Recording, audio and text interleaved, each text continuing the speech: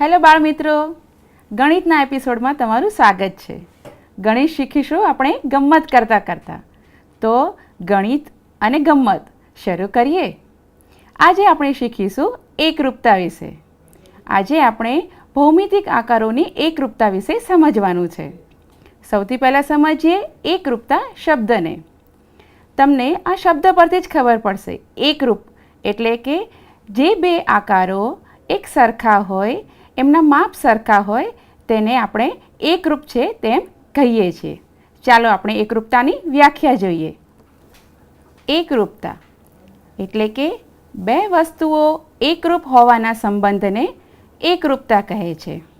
અહીંયા તમે જે સંકેત જોઈ રહ્યા છો તે એકરૂપતાનો સંકેત છે. એકરૂપતાને ભૌમિતિક આકારોમાં સમજતા પહેલાં આપણી આસપાસની વસ્તુઓમાં એકરૂપતા છે કે નહીં તે ચકાસીએ અને તેના દ્વારા એકરૂપતા વિશે સમજીએ. અહીંયા મારી પાસે બે બિસ્કિટ છે. આ બિસ્કિટ એકરૂપ છે કે નહીં તે આપણે ચકાસીએ. તે કેવી રીતે જોઈશું? હું આ એક બિસ્કિટને બીજા ઉપર મૂકું છું. અહીંયા તમે જોઈ શકો છો એક બિસ્કિટનો આકાર બીજા બિસ્કિટના આકાર ઉપર ઓવરલેપ થાય છે, એટલે કે તેને આવરી લે છે. આમ બે બિસ્કિટ એકબીજાને એકરૂપ છે તેમ કહી શકાય. બાળમિત્રો, તમે હાઉઝીની ગેમ તો રમતા જ હશો. હાઉઝીની ગેમમાં આવા નંબર્સના ચોરસ આવે છે જેને આપણે ગોઠવીએ છીએ. હવે આ એકરૂપ છે કે નહીં તે તપાસીએ. હું આ એક નંબરના ચોરસને આ બીજા નંબર ઉપર મૂકું છું. આ બંને ચોરસ એકબીજાને આવરી લે છે. આમ તેઓ એકરૂપ છે તેવું કહી શકાય. મિત્રો, તમે શોપિંગ માટે તો જતા જ હશો. અહીંયા મારી પાસે એક શોપિંગ બેગ છે. આ શોપિંગ બેગ પર હું એક બીજી શોપિંગ બેગ મૂકું છું અને આપણે ચકાસીશું તે બંને એકરૂપ છે કે નહીં. આની ઉપર હવે હું એક બીજી શોપિંગ બેગ મૂકું છું. અહીંયા તમે જોઈ શકો છો એક શોપિંગ બેગ પર બીજી શોપિંગ બેગ ઓવરલેપ થાય છે, એટલે કે તેના પૂરા આકારને આવરી લે છે. આમ તે બંને શોપિંગ બેગ એકરૂપ છે તેમ કહી શકાય. હવે આપણે ભૌમિતિક આકારના એકરૂપતા વિશે સમજીએ. મારી પાસે આ એક લંબચોરસ આકારનું ચાર્ટ પેપર છે. એની ઉપર હું એક બીજું લંબચોરસ આકાર મૂકું છું. અહીંયા પણ તમે જોઈ શકો છો બંને આકારો એકબીજાને ઓવરલેપ થાય છે, એટલે કે આવરી લે છે. આમ તેઓ બંને એકરૂપ છે. મિત્રો, આપણે જ્યારે પ્રવૃત્તિ કરી ત્યારે તમે જોયું કે બંને બિસ્કિટના આ શેપને એકબીજા પર મૂકતા તેઓ ઓવરલેપ થાય છે અને તેથી તેઓ એકરૂપ છે તેમ કહેવાય. પણ જો આ ગોળ બિસ્કિટની સાથે જો હું એક રેક્ટેંગલ એટલે કે લંબચોરસ બિસ્કિટ લઉં તો તેની ઉપર ઓવરલેપ થશે?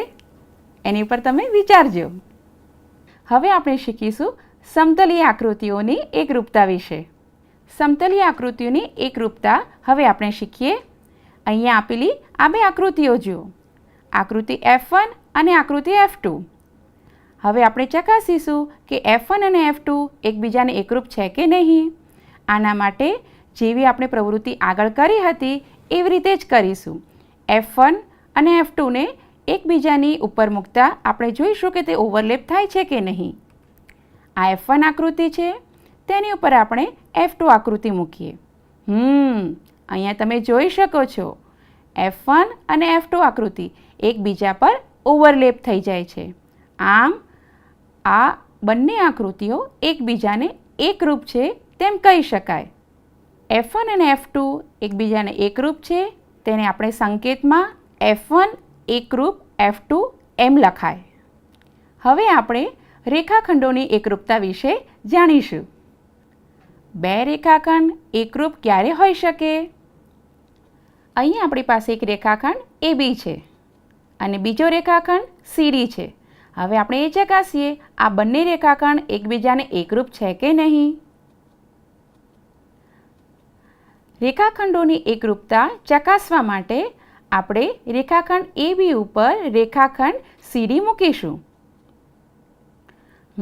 તમે જુઓ અહીંયા રેખાખંડ ABની ઉપર રેખાખંડ CD મૂકતા રેખાખંડ ABને રેખાખંડ CD ઓવરલેપ થાય છે, એટલે કે તેને પૂરેપૂરો આવરી લે છે. આથી આ રેખાખંડો એકરૂપ છે, જેથી તેને સંકેતમાં રેખાખંડ AB એકરૂપ રેખાખંડ CD લખી શકાય. હવે આપણે રેખાખંડ PQ અને રેખાખંડ RSની એકરૂપતા ચકાસીએ.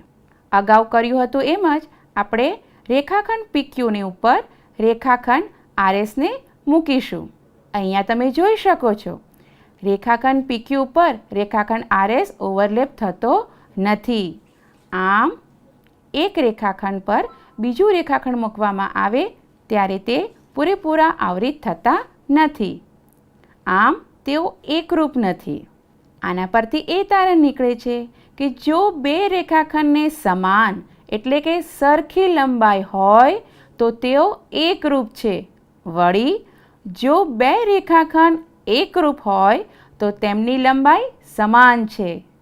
આમ જ્યારે બે રેખાખંડ એકરૂપ હોય તો તે રેખાખંડો સમાન છે, જેને આપણે સામાન્ય ભાષામાં AB બરાબર CD કહીએ છીએ.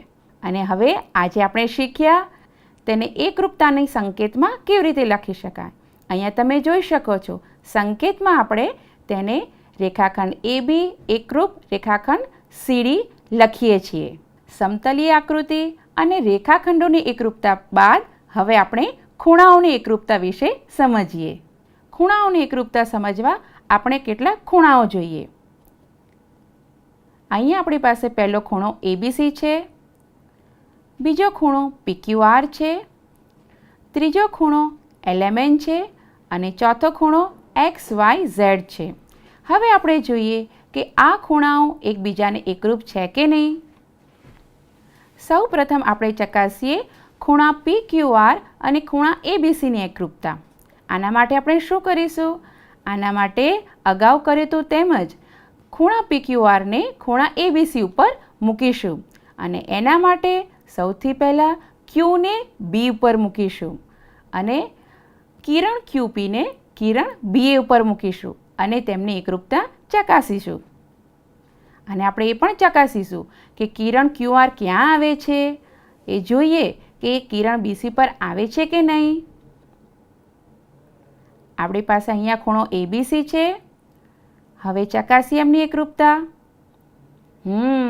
અહીંયા તમે જોઈ શકો છો, બંને ખૂણાઓ એકબીજાને આવરી લે છે, એકબીજાને ઓવરલેપ થાય છે. આમ ખૂણો PQR અને ખૂણો ABC એકબીજા સાથે બરાબર બંધ બેસતો આવે છે. આમ ખૂણો ABC અને ખૂણો PQR એ એકરૂપ છે, જેને આપણે સંકેતમાં ખૂણો ABC એકરૂપ ખૂણો PQR લખીશું. આ બંને એકરૂપ ખૂણાના માપ સરખા છે. બાળમિત્રો, અહીંયા તમે બંને ખૂણાના માપ જોઈ શકો છો. ખૂણા ABCનું માપ 40° છે, જ્યારે ખૂણા PQRનું માપ પણ 40° છે. આમ બંને એકરૂપ ખૂણાના માપ સરખા છે, એટલે તેને આપણે સંકેતમાં લખી શકીશું માપ ખૂણો ABC બરાબર માપ ખૂણો PQR. હવે આપણે ખૂણા ABCની સાથે ખૂણો LMNની એકરૂપતા ચકાસીશું. આ માટે અગાઉ કર્યું તો એમ જ ખૂણા ABC પર ખૂણા LMને મૂકવા માટે પ્રયત્ન કરીશું અને એના માટે બિંદુ Mને બિંદુ B પર અને કિરણ MLને કિરણ BA ઉપર ગોઠવીશું અને ચકાસીશું કિરણ MN અને કિરણ BC એકબીજા ઉપર ઓવરલેપ થાય છે. અહીંયા આપણી પાસે ખૂણો ABC છે, એની ઉપર ખૂણો LMN મૂકીશું. અહીંયા તમે જોઈ શકો છો, આ બંને ખૂણા એકબીજા પર ઓવરલેપ થતા નથી. ખૂણો ABC અને ખૂણો LMN એકબીજાને પૂરેપૂરા આવરી લેતા નથી. આમ તેઓ એકરૂપ નથી. અહીંયા એ પણ જોઈએ કે ખૂણો ABC અને ખૂણો LMNના માપ પણ સરખા નથી. ખૂણો ABCનું માપ છે 40°, જ્યારે ખૂણા LMNનું માપ છે 30°. આમ આ બંને ખૂણાના માપ પણ સરખા નથી. હવે આપણે ચકાસીશું ખૂણા XYZ અને ખૂણા ABCની એકરૂપતા. અહીં આપણી પાસે ખૂણો ABC છે અને ખૂણો XYZ છે. મિત્રો, અહીં આકૃતિમાં તમે જોઈ શકો છો, કિરણ YX અને કિરણ YZ અનુક્રમે કિરણ BA અને કિરણ BC કરતાં વધુ લંબા જણાય છે. તો તમને શું લાગે છે, આ બંને ખૂણાઓ એકબીજાને એકરૂપ હશે? પણ અહીં એક અગત્યની બાબત આપણે સમજી લઈએ. આકૃતિમાંના કિરણ માત્ર દિશા દર્શાવે છે, લંબાઈ નથી દર્શાવતા. અહીં આપણી પાસે ખૂણો ABC છે. હવે એની ઉપર ખૂણો XYZ મૂકીએ. બાળમિત્રો જોઈ શકો છો તમે અહીંયા ખૂણા ABC ઉપર ખૂણો XYZ પૂરેપૂરો ઓવરલેપ થાય છે. આમ આ બંને ખૂણા પણ એકરૂપ છે. અહીંયા તમે જોયું કે બંનેના કિરણોની લંબાઈ જુદી જુદી હતી. અહીંયા તમે જોયું આકૃતિમાં બંને કિરણોની લંબાઈ જુદી જુદી હતી, પણ કિરણોની લંબાઈ તેની દિશા દર્શાવે છે, તેમના માપ દર્શાવતા નથી. આમ એકરૂપતા પર કિરણોની લંબાઈની અસર થતી નથી. આમ ખૂણો ABC એકરૂપ ખૂણો XYZ છે. એટલે કે માપ ખૂણો ABC બરાબર માપ ખૂણો XYZ થાય છે. અહીંયા તમે જોઈ શકો છો બંને ખૂણાના માપ 40° છે. મિત્રો, અગાઉ આપણે ચકાસ્યું કે ખૂણો ABC ખૂણો PQR ને એકરૂપ છે કે નહીં. ત્યાર પછી આપણે ચકાસ્યું ખૂણો ABC અને ખૂણો XYZ એકબીજાને એકરૂપ છે કે નહીં. આમ આપણે કહી શકીએ કે ખૂણો ABC એકરૂપ ખૂણો PQR એકરૂપ ખૂણો XYZ. આના પરથી શું તારણ નીકળે છે? આના પરથી તારણ નીકળે છે કે જો બે ખૂણાના માપ સમાન હોય તો તેઓ એકરૂપ છે, અને જો બે ખૂણા એકરૂપ હોય તો તેમના માપ સમાન હોય છે. મિત્રો, રેખાખંડની જેમ જ ખૂણાની એકરૂપતા સંપૂર્ણપણે તેમના માપની સમાનતા પર જ આધારિત છે. આપણે ખૂણો ABC બરાબર PQR એમ સામાન્ય ભાષામાં લખીએ છીએ, જેને સંકેતમાં ખૂણો ABC એકરૂપ ખૂણો PQR લખાય છે. મિત્રો, ગણિત ગમતમાં મજા આવી ને? આજે આપણે શીખ્યા સમતલીય આકૃતિની એકરૂપતા, રેખાખંડોની એકરૂપતા અને ખૂણાઓની એકરૂપતા. નવા એપિસોડમાં આપણે ત્રિકોણની એકરૂપતા વિશે શીખીશું.